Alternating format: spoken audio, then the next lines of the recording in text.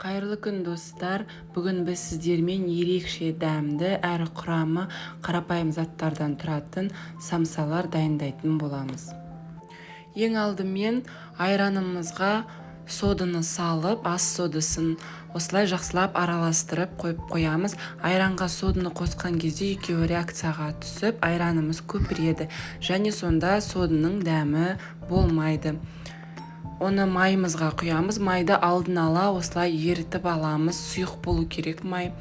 Үстіне ұнымызды осылай електен өткізе отырып, сеуіп шығамыз және тұз қосып, жақсылап араластырып, қамыр жинайтын боламыз. Міне біздің қамырымыз дайын. Дайын болған қамырды холодильникке салып қоямыз. Салмасын дайындаймыз. Салмасына ет, картоп және пияз керек.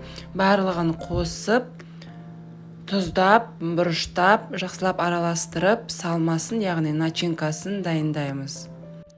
Етті қалауларыңызша тауықтың, не болмаса сиырдың, не болмаса қойдың етінен де жасай беруге болады.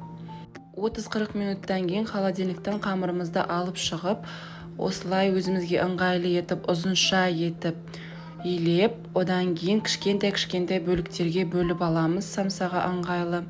Әрбір бөлігімізді осындай таразыға салып өлшейтін боламыз. Сонда самсаларымыздың размері бәрі бірдей болып шығады. Менде әрбір кішірек бөлігі 30 граммнан болды. Міне домалақ қып дайындап аласыздар өздеріңізге ыңғайлы етіп. Сосын қолдарыңыздың көмегімен жаңағындай басып, оқтаумен жайып, барлығын дайындап аламыз. Мен ұн сепкен жоқпын. Менің қамырым ұнды керек еткен жоқ. Өте әдемі болып жайылды қамырым. Сіздердің қамырларыңыз қолдарыңызға жабысып жататын болса, кішкене ғана ұн сеу жеріңіздер. Ұнды шамадан көп сеппеңіздер.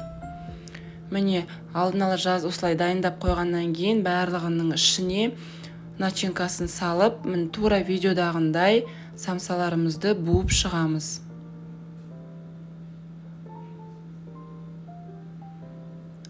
Астын буған кезде жақсылап бекітіңіздер, ашылып кетпеу үшін пісіп жатқан кезде. Тағы да көрсетемін, осылай жан-жақтарын жинайсыздар да ортасына әкеп буып, домалатасыздар. Сол кезде самсаларыңыз доп-домалақ болып шыға келеді.